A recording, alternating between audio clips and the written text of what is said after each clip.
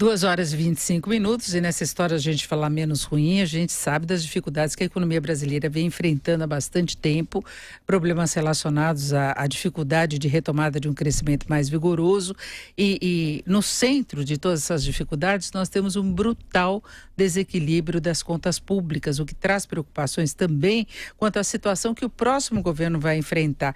E é sobre isso que nós vamos conversar agora com a pesquisadora Vilma Pinto, que é do Instituto Brasileiro de Economia da Fundação Getúlio Vargas, o IBRE-FGV. Professora Vilma, boa tarde. Boa tarde.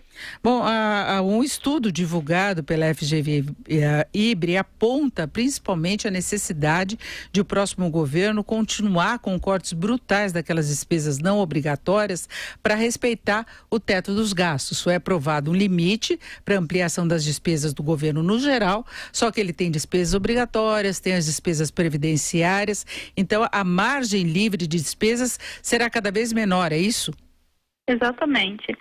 Lembrando que dentro dessas despesas discricionárias, que é as despesas que o governo consegue com maior facilidade cortar, tem despesas que são relevantes, como por exemplo investimento, que já está no nível bastante baixo, e despesas com consumo, como energia elétrica, aluguel, coisas desse tipo, água. Agora, já houve momentos em que o governo acabou não tendo despesas para alguns serviços que são essenciais para a população. Nós tivemos atraso, por exemplo, em emissão de passaporte, teve aquela questão da fiscalização, de falta de recursos para a polícia rodoviária e tivemos pontualmente vários outros problemas. Aliás, na semana passada, uma grande crise quase foi provocada pela redução da verba que seria destinada a bolsas de mestrado, doutorado e aperfeiçoamento para professores, não é? Isso mobilizou toda uma categoria de pesquisadores e professores para evitar que se reduzisse ainda mais as verbas destinadas à pesquisa e educação. Exatamente. Isso tudo está contemplado dentro dessas despesas discricionárias, né? Então, o governo, na hora de elaborar o seu orçamento, ele monta ele estima as receitas com base nas premissas macroeconômicas, com as projeções de crescimento da economia, de inflação, mercado de trabalho, etc. Com base nessa estimativa de receita fixa as despesas, e dentro dessas despesas ele separa aquilo que é obrigatório, né, por determinação constitucional ou legal, e aquilo que é discricionário. Dentro das despesas obrigatórias ainda é possível separar aquilo que o governo tem um certo controle quanto ao fluxo, né, quanto ao crescimento, e aquelas que ele não tem. E aí, aquelas despesas que não têm controle de fluxo, a gente tem dentro delas despesa com pessoal, que são a despesa com funcionalismo público, e as despesas previdenciárias, assistenciais, subsídios, outras despesas do governo, abono salarial, seguro-desemprego, que tem uma representatividade no orçamento e que o governo não tem certo controle. Então, acaba sobrando sempre essa variável de ajuste, fica dentro dessas despesas discricionárias. E aí, consequentemente, afeta o investimento, afeta esses programas como passaporte, bolsas de pesquisa, etc. Agora, o que o próximo governo pode fazer para não ficar com as finanças tão engessadas assim, comprometendo até alguns serviços essenciais, mas que não têm verba prevista no orçamento?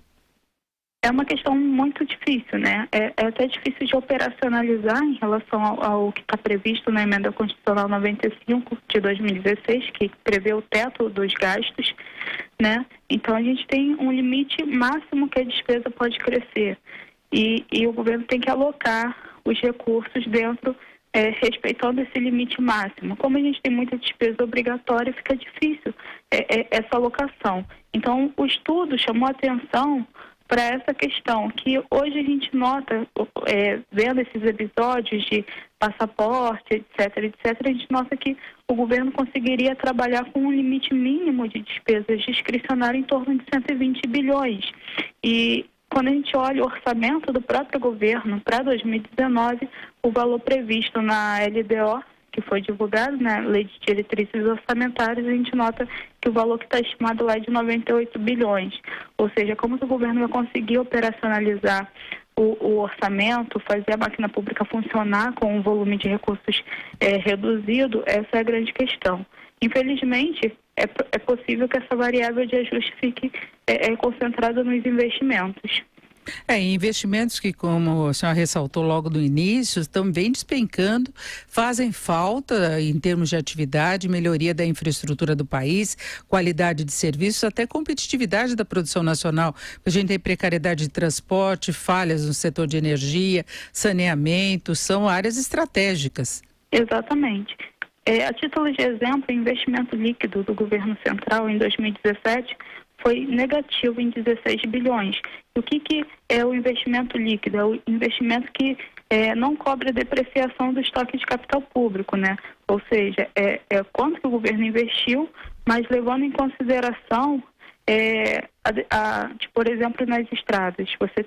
O governo asfaltou as ruas, mas essas ruas, com o tempo, elas vão formando novos buracos, precisam ser renovado esse asfalto, etc, etc. Então, essa conta de investimento líquido contabiliza quanto que foi investido retirado a depreciação, né?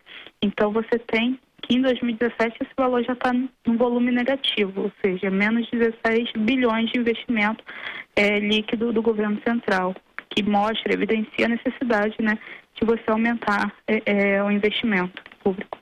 Agora, quando foi aprovada a PEC dos gastos, esse limite de teto dos gastos, se contava com a aprovação também da reforma da Previdência. Como ela não foi aprovada, e mesmo que seja aprovada no início do próximo governo, para ter impacto mesmo efetivo em termos de finanças, levaria algum tempo, tem muita gente acreditando que seria aí talvez uma opção a alteração desse limite de teto dos gastos. Seria esse um caminho razoável em termos de finanças públicas? Isso é uma alternativa de fato. Mas tem um ponto que eu acho que é pouco levantado, que que cumprir o teto dos gastos é diferente de cumprir a emenda constitucional 95 de 2016.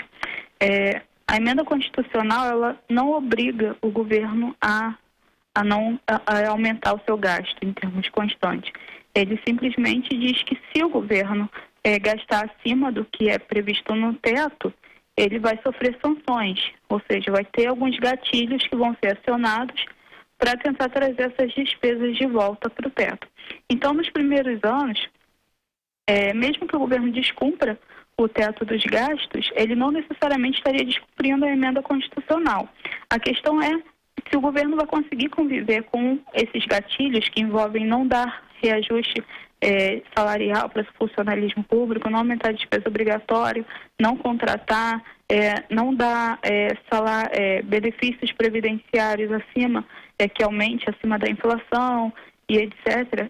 Quanto tempo ele vai conseguir conviver com esses gatilhos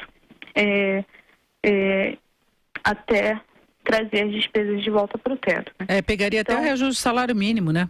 Exatamente, mexe com uma série de questões e que, quando eu faço as contas, mesmo acionando todos esses gatilhos, não é suficiente para trazer a despesa para o teto dos gastos sem fazer nenhum tipo de reforma. Então, reforma, do ponto de vista de gasto, é importante se o objetivo do governo for cumprir o teto dos gastos, mas ele, por si só, ele não é suficiente, né, acionando os gatilhos por si só não é suficiente para trazer despesa para o teto. Então, é uma questão de decisão política se o governo consegue conviver e quer conviver sem dar esses reajustes, sem contratar e etc, etc. Ou se é melhor flexibilizar a regra, isso vai depender muito da decisão de governo. O ponto é que quando a gente olha a emenda do teto dos gastos, ela foi feita com o objetivo de estabilizar a dívida pública, né, relação dívida-PIB. E quando a gente faz projeções de longo prazo, a gente vê que no cenário em que o teto é cumprido, a dívida bruta ela se estabiliza. No horizonte longo, mas ela estabiliza, né? Então, tem que verificar se qual a medida que entraria no lugar capaz também de trazer a dívida pública para uma trajetória sustentável, né? A dificuldade seria o próximo governo administrar politicamente o corte de reajuste do funcionalismo, que a senhora colocou, reduzir mais investimentos, não reajustar salário mínimo, não contratar mais ninguém, nem através de concurso. É uma trava total na margem de manobra que o governo ainda tem, não é? Exatamente. Nós conversamos com a Vilma Pinto, que é pesquisadora do Instituto Brasileiro de Economia da Fundação Getúlio Vargas. Vilma, muito obrigada, uma boa tarde. Obrigada, boa tarde.